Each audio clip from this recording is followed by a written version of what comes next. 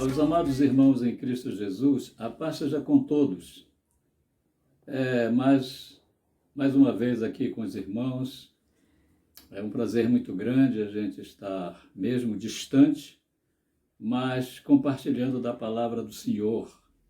Esse é um momento de recesso, um momento de afastamento social, porém, em breve, creio, estaremos todos reunidos no templo, louvando, bendizendo, engrandecendo ao nome do nosso Deus, que tem demonstrado o seu grande amor por nós, independentemente das circunstâncias, sejam elas favoráveis ou adversas. Nós temos a certeza que o Senhor está conosco todos os dias, até a consumação dos séculos, como Ele mesmo assim falou. Nesta noite de domingo, irmãos, eu gostaria de abordar um assunto a respeito do cenário que está posto diante de nós. Na verdade, gostaria de falar sobre dois cenários. O primeiro cenário catastrófico, um segundo cenário promissor, maravilhoso. Agora, irmãos, a biblioteca chamada Bíblia, ela tem 66 livros. Esses livros foram escritos há aproximadamente 1.500 anos. E todos esses livros falam de um só personagem, que é Jesus Cristo. E é desse cenário que Jesus coloca diante de nós que eu gostaria de falar aos amados nesta noite. Gostaria de começar lendo o Evangelho de São Mateus, no capítulo 24, a partir do versículo 6, que diz assim: E certamente ouvireis falar de guerras e rumores de guerras. Vede, não vos assusteis, porque é necessário assim acontecer, mas ainda não é o fim. Porquanto se levantará nação contra nação, reino contra reino, e haverá fomes e terremotos em vários lugares. Porém, tudo isso é o princípio das dores. A verdade é que tudo isso é cumprimento da Escritura. É o Senhor cumprindo aquilo que Ele falou, a Escritura cumprindo exatamente aquilo que Jesus Cristo falou. Se aquilo que Jesus falou a respeito desses acontecimentos catastróficos para a vida da humanidade, sem dúvida que as outras promessas do Senhor concernente à sua vinda acontecerá. Disso nós não temos dúvida. A palavra de Deus diz que o Senhor não é homem para mentir e nem filho de homem para se arrepender. Se Ele prometeu, Ele há de cumprir. Se Ele falou, assim fará. Eu também gostaria de ler, amados, uma outra passagem da Escritura, essa já no livro de Apocalipse, Apocalipse capítulo 9, versículo 20 e 21, que diz assim: Os outros homens, aqueles que não foram mortos por esses flagelos, não se arrependeram das suas obras, das suas mãos, deixando de adorar os demônios e os ídolos de ouro, de prata, de cobre, de pedra, de pau, que nem podem ver, nem ouvir, nem andar, nem ainda se arrependeram dos seus assassínios, nem das suas feitiçarias, nem da sua prostituição, nem dos seus furtos. Andando mais um pouco ainda no livro de Apocalipse, já no capítulo 16, versículo 9, diz assim: Com efeito, os homens se queimaram com um intenso calor e blasfemaram o nome de Deus, que tem autoridade sobre estes flagelos, e nem se arrependeram para lhe darem glória.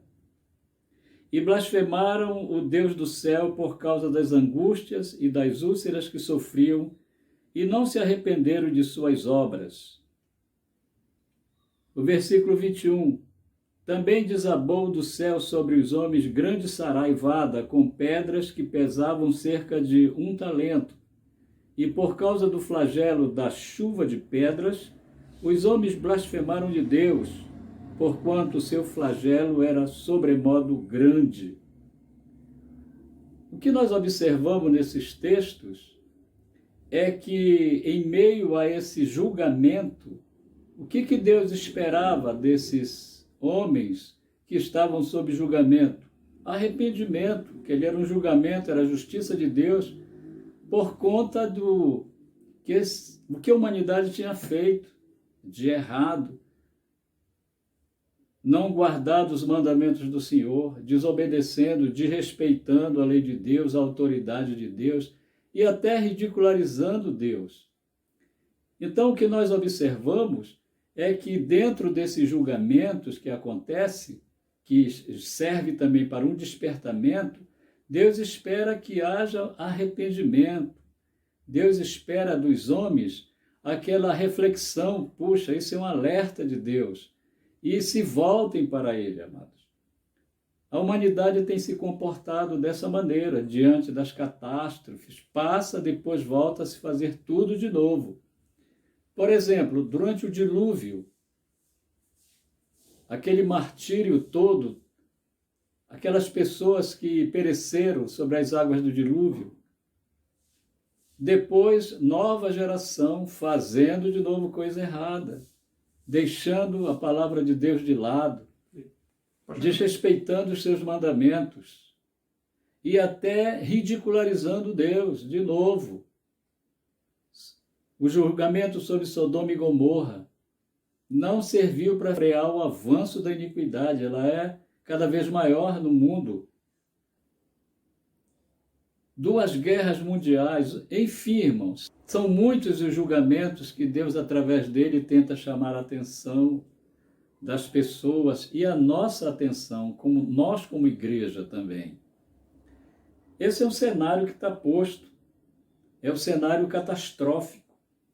Agora, esse não é o único cenário. Nós temos um outro cenário, proposto pelo próprio Senhor Jesus Cristo, que é um cenário mais promissor, mais maravilhoso. E eu gostaria de ler para os amados aqui uma mensagem no livro, que é, na verdade, o Evangelho segundo São João, no capítulo 14, versículos de 1 a 3, que diz assim: Não se turbe o vosso coração, credes em Deus, credes também em mim. Na casa de meu pai há muitas moradas.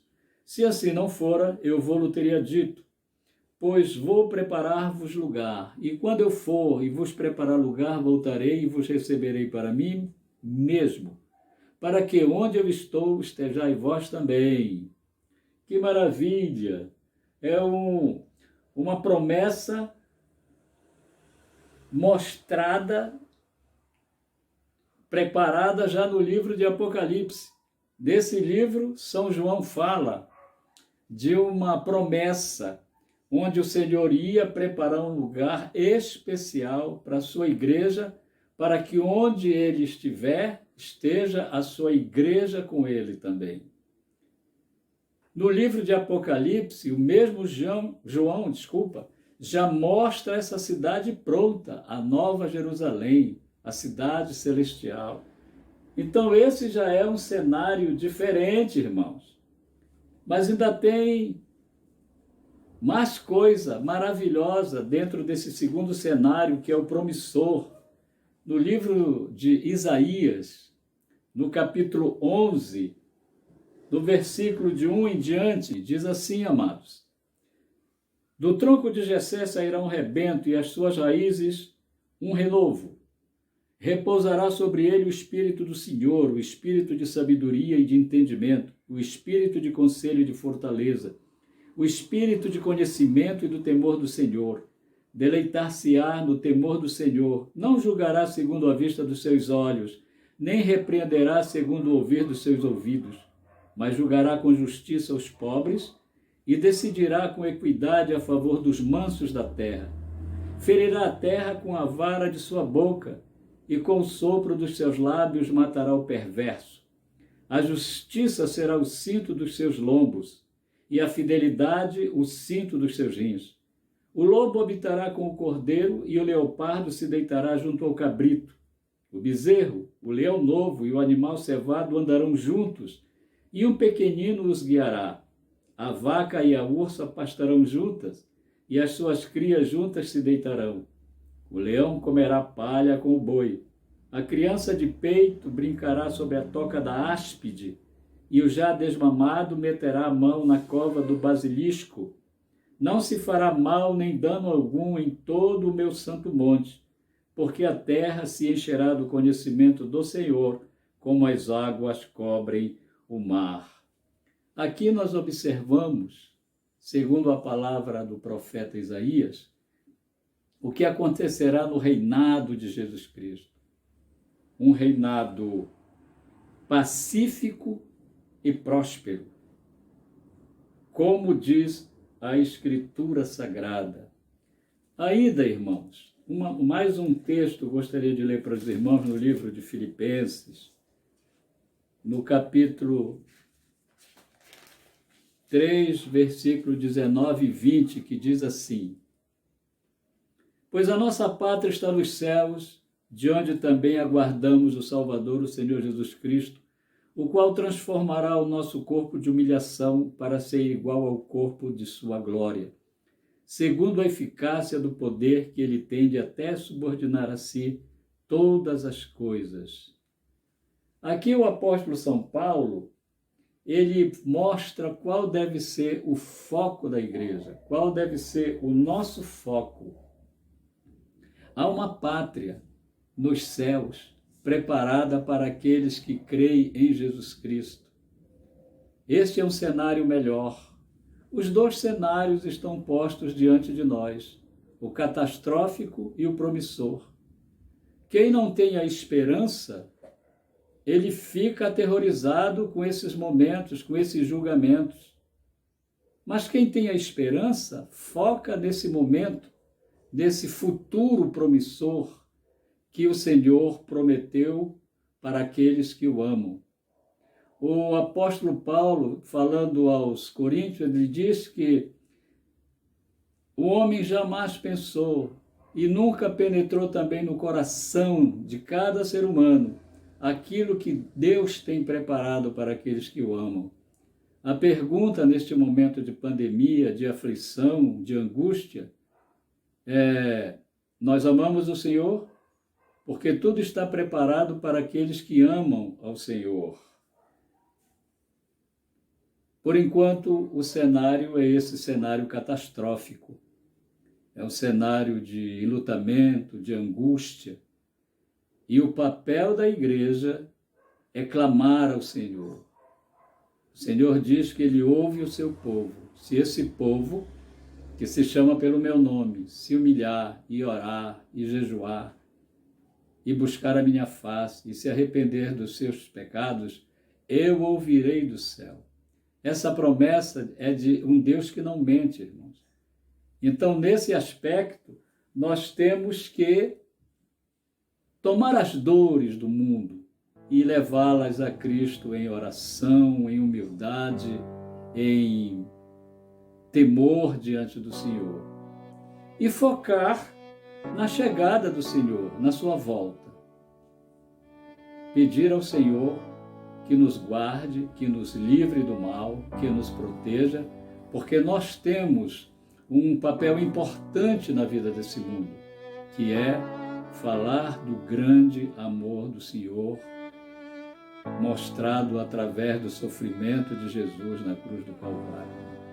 Queria deixar esta mensagem para os irmãos e dizer: continuemos firmes nas promessas do Senhor.